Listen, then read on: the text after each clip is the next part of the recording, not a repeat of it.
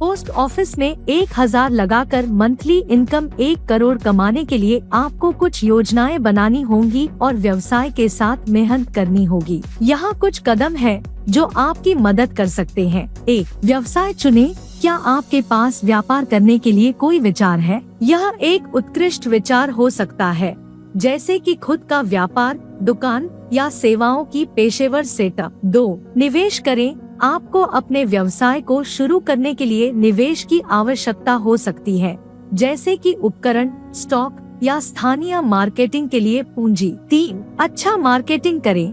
अपने उत्पादों या सेवाओं को बेचने के लिए अच्छे मार्केटिंग और प्रचार करें। आप ऑनलाइन मार्केटिंग, सोशल मीडिया और अन्य विपणन माध्यमों का भी उपयोग कर सकते हैं। 4. ग्राहकों की सेवा। आपके ग्राहकों की अत्यधिक सेवा प्रदान करने का प्रयास करें ताकि वे आपके व्यवसाय को स्थिर रूप से समर्थन दें। 5. नियमित लेखा रखें।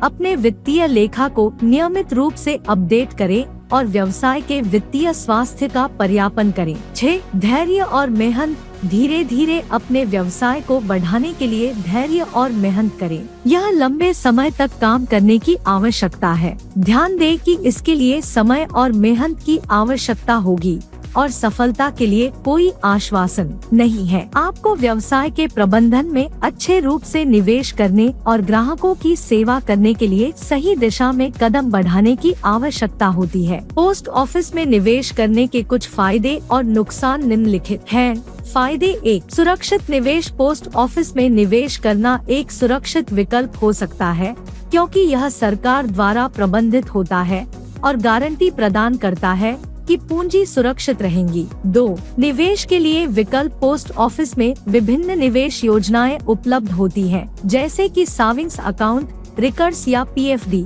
जिनमें आप अपने वित्तीय लक्ष्यों के अनुसार निवेश कर सकते हैं। 3. टैक्स बचत। कुछ पोस्ट ऑफिस योजनाएं आयकर बचाने में मदद कर सकती हैं, क्योंकि वे आयकर मुक्त हो सकती हैं या आयकर छूट प्रदान कर सकती हैं। नुकसान 1. कम लाभ। पोस्ट ऑफिस की योजनाएं आमतौर पर अच्छी रिटर्न नहीं प्रदान करती हैं, जो अधिक लाभ कमाने की ताकत नहीं देती। 2. Lock in period. कुछ पोस्ट ऑफिस निवेश योजनाएं निवेशकों को निवेश की राशि को निकालने के लिए नियमित पीरियड के बाद ही अनुमति देती है, जिससे पैसे अस्पष्ट रह सकते हैं। 3. इन्फ्लेशन का सामना। यदि आप पोस्ट ऑफिस में निवेश करते हैं और योजना आयकर से मुक्त है, तो इन्फ्लेशन के कारण आपकी निवेश मूल राशि की धारा से पीछे रह सकता है। 4. निवेश की असुरक्षा। हालांकि पोस्ट ऑफिस निवेश सुरक्षित होते हैं, वे पूरी तरह से सुरक्षित नहीं होते, जैसे कि बैंक डिपॉजिट्स। पोस्ट ऑफिस में निवेश करने से पहले आपको अपने लक्ष्यों,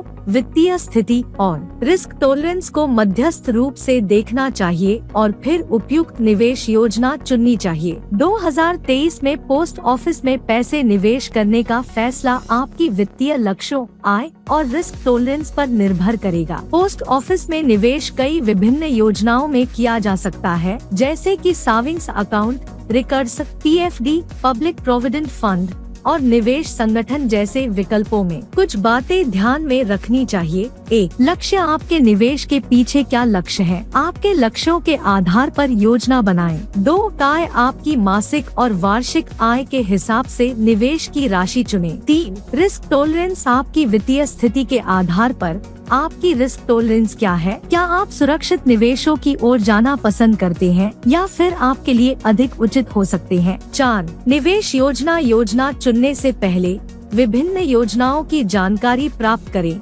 और उनके लाभ और नुकसान को समझें। 5. इन्फ्लेशन की देखभाल। इन्फ्लेशन की समस्या को ध्यान में रखें, क्योंकि यह आपके पैसे की मूल्य को कम कर सकता है। 6. निवेश समय। यह भी महत्वपूर्ण है कि आपके निवेश का समय है। आपके लक्ष्यों के हिसाब से आवश्यक समय की गणना करें। आपके वित्तीय स्थिति, लक्ष्यों और रिस्क प्रोफाइल के आधार पर पोस्ट ऑफिस में निवेश करना एक सुरक्षित और आयकर बचाने का तरीका हो सकता है, लेकिन यह आपके वित्तीय योजनाओं पर निर्भर करेगा। यदि आपको सहायता की आवश्यकता है, तो एक वित्तीय सलाहकार से सलाह लेना भी आपके लिए फायदेमंद हो सकता है।